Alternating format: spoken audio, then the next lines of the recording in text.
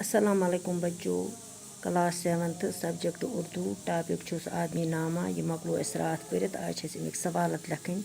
اس نظم میں آدمی کی متضادہ خصوصیات بیان کی گئی ہے. تلاش کر کے متضادہ لفظ لکھیے. مثلاً گو بادشاہ چھُ اَسہِ مثال ہٲیِتھ.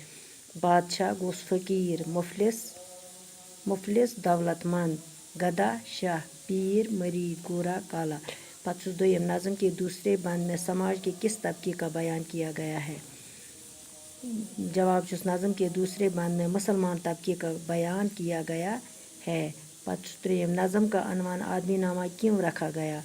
نظم کا عنوان آدمی نامہ اس لیے رکھا گیا کیونکہ پوری نظم میں آدمی کا ذکر کیا گیا ہے.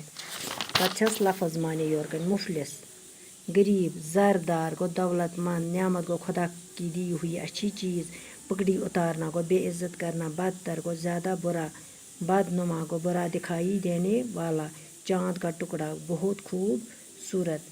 بچوں تُہۍ تُلزیٚو یِم سوال پننہِ کاپی پٮ۪ٹھ بیٚیہِ کٔرِو یاد. آپ اپنی کاپی پر لکھنا اور یاد بھی کرنا. باقی وسلام.